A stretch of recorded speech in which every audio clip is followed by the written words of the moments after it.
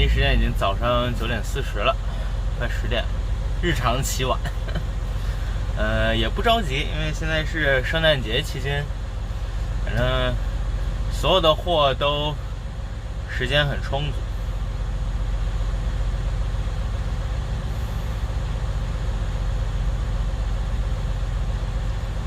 所以吃个饭。今天早饭在 Loves 买了2根香肠，就着之前在 Costco 买的小面包吃掉，这就是今天的早午饭了。晚饭看看吃啥吧，今天还不知道什么计划，我没有想好，不知道是在这边做 reset 呢，还是直接就一路开到阿拉巴马去了。一会儿先把这一单货送了，再看看吧。我现在已经从收货的这个地方，我已经把我的货 drop 掉了，拉了一个新的空的 trailer， 现在准备去取货的地方。刚才跟dispatcher 打了电话，这个地方也非常的奇怪啊。它显示是在这个叫 Brooksville 这个地方，但是我发我的 message， 系统一直提醒我不在这个城市，也是非常有意思。现在准备去取货的地方，刚才看了一下谷歌，谷歌说取货的地方今天是关门的，我不知道是因为它那个 business 关门呢，还是它这个 warehouse 也关门。给 dispatcher 问了一下 ，dispatcher 说他要问一下这个 account manager， 问一下他们是不是今天工作。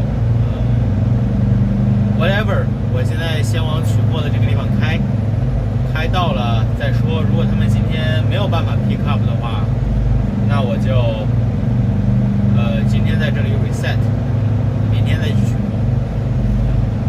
这个取货的 appointment 是在12月22号。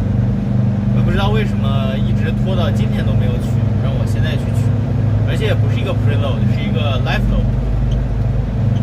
来，走过去看看吧。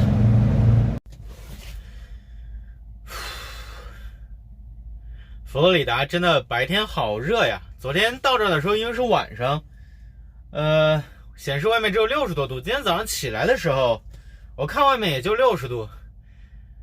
现在外面已经快80度了，我这2天已经是从一个穿着棉袄都觉得冷的地方，开到了一个穿着短袖都觉得热的地方。我现在穿着短袖，还在出汗，哎呀，真的是热的不行。刚才 dispatcher 给我回了电话，说我要取货的这个地方今天确实是关门了。那怎么办嘞？他说他再看看最近有没有最近的货能够给我取的。他说我的下一单现在是开门的，我可以去取货，但是我的下一单在我这一单的目的地，所以其实挺远的。他想看一看要怎么办，来等他的电话，只能等着。已经过了好久了。dispatcher 和公司的 planner 都联络了一下，因为今天是假期嘛，今天25号圣诞节当天，基本没有人在上班。dispatcher 他们也是假期上班加班，非常的辛苦，也没必要没必要难为他们，没必要催他们。最后 figure out 把我的路线从去阿拉巴马换到另一单现在已经 ready 了。但是嘞，这一单是去 Louisiana， 离这边大概是600迈。我要开的话，今天就能开到，送货明天就能去送。但是嘞，明天人家不上班，人家要周一才能送货，才能上班。所以与其这样，我今天就在这儿做我的34小时 reset， 这样下一周26、27、28、29、30、31，6天我有70个小时的时间去开，刚刚好可以把这些时间都开完。希望可以把这些时间都开完，因为我27号早上去送货。送完货，我的下一单货他给我安排回德州，因为我还要更新我的驾照。他给我安排回德州，这单货是28号取货。我跟我的 dispatcher 说了，我问问看能不能27号就 ready。如果27号能 ready 的话，那我就27号取货。然后在29，他说29号送，其实我28号就能送到。所以现在基本上我的整个 schedule 都比公司系统上我的 schedule 要早一天。不知道怎么办。刚才和 dispatcher 在聊的时候 ，dispatcher 觉得非常奇怪，因为现在是假期嘛，那 warehouse 基本上肯定是没有人工作的。我们这些在外面开车的，还有公司可能会安排你的 dispatcher 会安排一个人加班啊，像我们这个 terminal 就这一个 dispatcher 在上班。我问他了，只有他一个人在 terminal。这个圣诞节当天加班也是挺郁闷的，挺不开心的。因为 warehouse 肯定是没有人上班的，但是公司会给你安排这2天的 live load 和 live unload。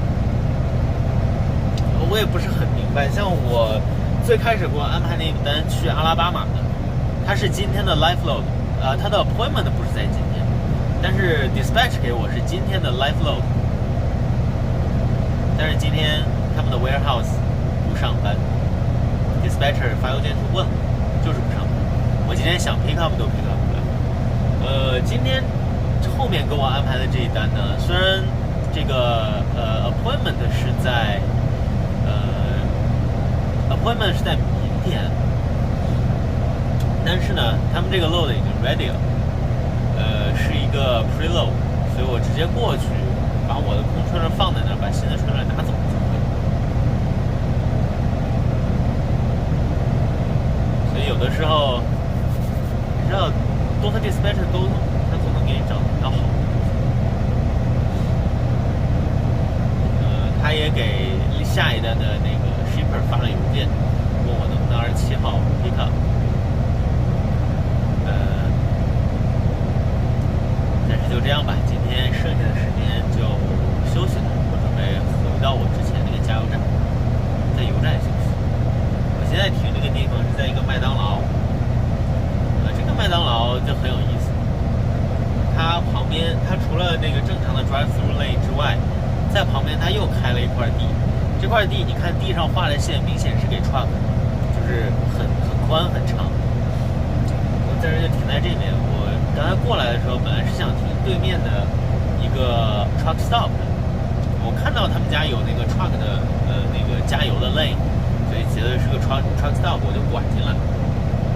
拐进来之后发现他家还在修，就是路面都没有铺好，还在铺，都拦起来了，你也开不进去。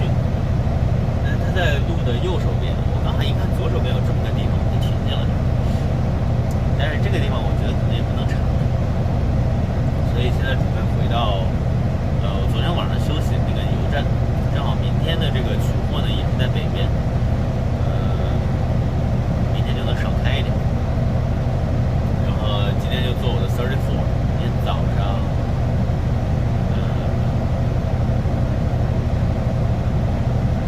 明天早上7、8点就能做完我的 reset， 然后去取货，取货。开到路易斯安那送货去。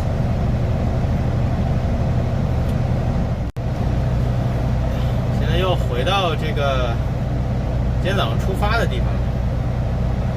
现在外头84度，华氏度啊，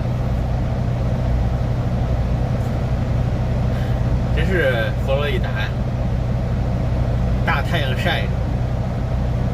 现在我的车，因为我没有说这个72华氏度以上，我们就可以 idle 这个车了，这样可以一直有空调。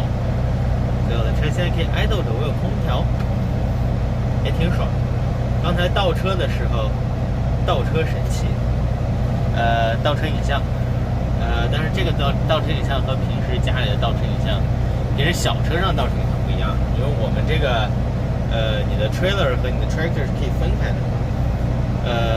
而且我们的盲区比较大，特别是做这个 angle backing 的时候，你有一侧是完全看不到的，因为你的 tractor 和你的 trailer 是成一个角度，这样你有一侧你的镜子就不是对着你的 trailer 的，所以就完全看不到你的后面。这时候怎么办？就找一个倒车影像。这个倒车影像是磁吸式的，在亚马逊上买的。这个磁吸式的有个什么好处嘞？我可以把它拆下来放到车里，我需要的时候把它吸到我的 trailer 上就可以了。然后它这个东西呢，说的专门买了一个说传输距离是100 feet。我看到网上也有卖一些传输距离，看了一下20 feet、30 feet 的都有。